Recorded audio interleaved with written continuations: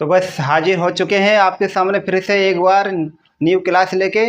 पिछली क्लास हमने न्यूमेरिकल की कराई थी, आज उसी का पार्ट 2 है। तो देखते हैं आज की क्लास में जो पहला सवाल है वो क्या है।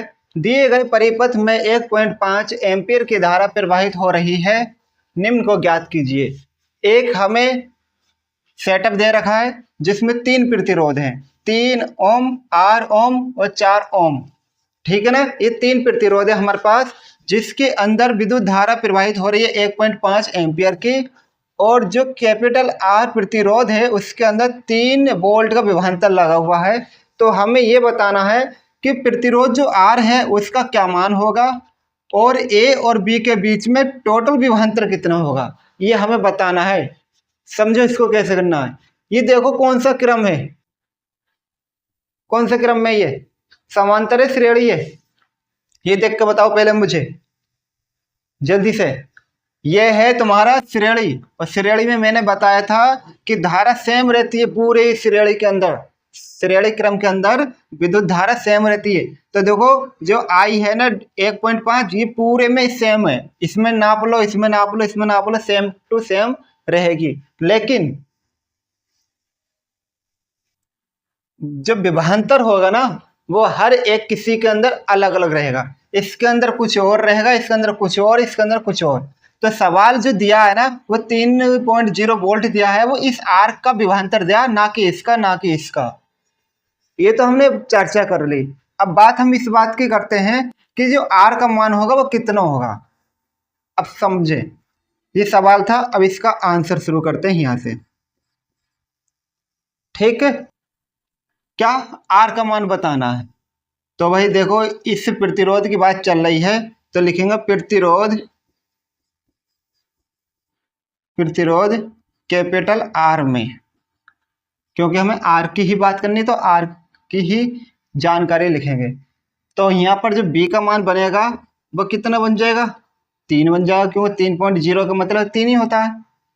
और आई का मान कितना बनेगा यहाँ पर क्योंकि सभी के अंदर 1.5 की विद्युत धारा है, तो चाहे इसमें देखो चाहे इसमें देखो, सब में 1.5 ही रहेगा, 1.5 ही रहेगा। तो आई का मान कितना हो जाएगा यहाँ पर 1.5 हो जाएगा। और हमें आर का मान तो चाहिए, आर का मान हमें चाहिए। तो वही नियम क्या होता है, फॉर्मूला होता है हमारा इसका, आर बराबर बी बटा आई होता है। तो बनेगा यहाँ पर बी का मान कितना है, बी का मान 3 और आई का मान 1.5। पॉइंट हटाओगे 0 बढ़ाओगे, ऊपर 30 बनेगा, नीचे 15 आएगा, और 15 से काटोगे 30 को, 2 बार कटेगा, तो आर का मान हो जाएगा यहाँ पर 2। सही, इस प्रकार से हमारा ये आर का मान बन गया। अब ये कुछ इस प्रकार से दिखेगा, अब मैं बना के दिखाता हूँ।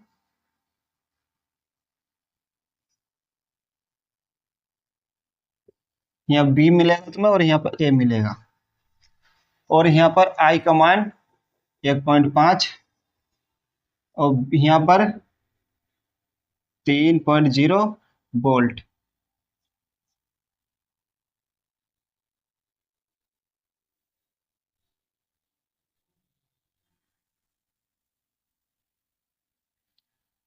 यहाँ पर कितना है 3, यहाँ कितना आया 2,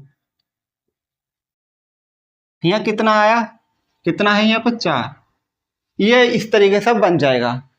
अब समझो, ये हमारा पहला वाला सवाल तो हो गया कंप्लीट, पहला वाला हो गया कंप्लीट। कह रहा ए और बी के बीच विभवांतर बताओ, यानी भाई इसके अंदर जो विभवांतर था वो कितना था 3.0, 3.0 विभवांतर। इसके अंदर क्या है, इसके अंदर क्या है, ये हमें पता है किसी को, हमें ये नहीं पता किसके अंदर कितना विभवांतर है। तो कैसे कर सकते हैं अब इसको, अगर हमें, समझो बात को, अगर हमें टोटल आर का मान पता चल जाए, टोटल आर या टोटल प्रतिरोध पता चल जाए, और टोटल आई हमारे पास है, तो टोटल बी को हम निकाल सकते हैं ओम के नियम से। तो हम करेंगे यहाँ स्टार्टिंग, तो सवाल नंबर 2 स्टार्ट करते हैं यहाँ से। ये तो समझाया मैंने, और इसको नोट कर लोगे तब भी कोई दिक्कत नहीं है। लिखेंगे 3 ओम, 2 ओम और 4 ओम श्रेणी क्रम में है, श्रेणी क्रम में है। कौन से क्रम में? श्रेणी में है। तो श्रेणी में है तो R1 हो जाएगा 3, R2 हो जाएगा 2 और R3 हो जाएगा 4। तो लगा दो फॉर्मूला, कैपिटल R बराबर R1 प्लस का R2 प्लस का R3। R1 का मान 3, R2 2, R3 4, कितना होगा? 9 ओम। R का मान कितना आ गया? 9। अब कहने का अर्थ ये हुआ कि टोटल पूरी लाइन के अंदर हम R को जोड़ कर देखें तो 9 आ रहा है।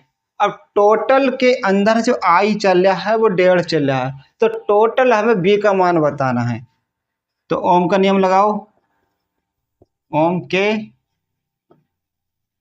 नियम से। ओम का नियम क्या होता है? B बराबर RI, क्योंकि हमें B का मान चाहिए। R का मान कितना हो गया? 9। I का मान कितना हो गया? 1.5, 1.5, 1.5 ही तो गुणा कर लो 9 की और 15 9 135। 15 और 9 की गुणा करे तो 135 आ गया। पर बीच में लगा पॉइंट, पॉइंट किसके बाद लगा? इधर से गिनती करोगे तो एक अंक के बाद, तो यहाँ गुणा कर पॉइंट लगा दोगे तो बी का मान आ गया 13.5। ये इसका आंसर हो गया। टोटल बी का मान हमारे पास आ चुका है। इस सवाल को नोट कीजिए, बढ़ते हैं फिर आगे। देखते हैं अगला सवाल। अगला सवाल क्या बोला है? 1500 वाट सामर्थ्य वाले एक विद्युत हीटर को 250 वोल्ट के वैद्युत मेंस से जोड़ा जाता है। ज्ञात कीजिए नंबर 1 हीटर से प्रवाहित धारा, नंबर 2 हीटर के तार का प्रतिरोध। तो भाई इसके अंदर पहले क्या क्या दिया है वो लिख लेते हैं। दिया है, क्या दिया गया है उसको देखते हैं पहले। क्या दिया देखो, 1500 वाट सामर्थ्य वाले, तो सामर्थ्य मतलब क्या होती है? शक्ति होती है, और पी का मान हो गया ये शक्ति हो, यानी सामर्थ्य किसका मान होता है? पी का। तो पी का मान कितना हो गया? 1500 वाट। 1500 वाट 250 वोल्ट के वैद्युत मेंस से जोड़ा, वोल्ट आ गया, वोल्ट, और वोल्ट होता बी।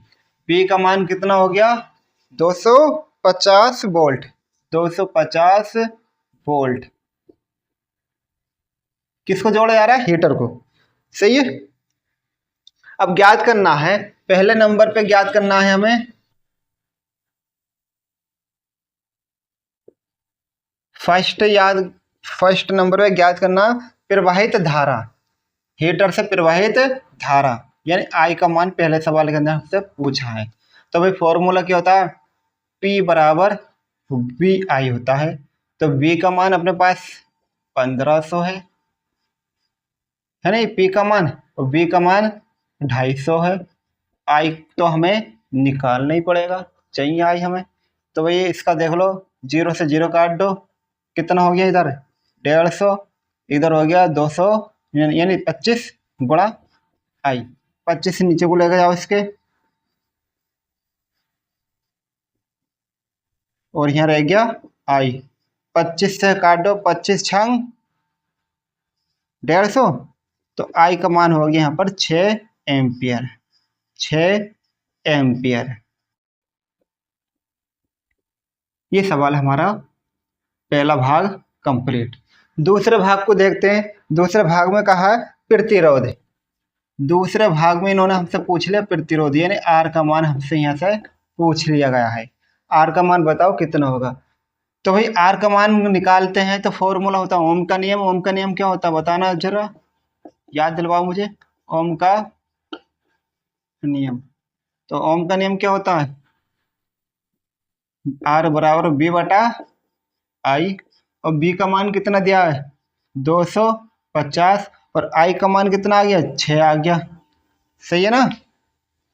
और अब इसको काट लो, 2 से काट लो, 2 तिया 6 और 2 इकन 2, 2 दूनी 4 और 2 पंजे 10, 5 2 7 1 8। चलो 125 बटा 3, 3 से काटोगे 3 चौक 12 और 3 एकन 3, बचेगा 2, पॉइंट लगाएंगे 0 हो जाएगा, 20 हो जाएगा, और 3 छंग 18, फिर 2 बचेगा, पॉइंट लगा फिर से 20 हो जाएगा, फिर 3 छंग 18।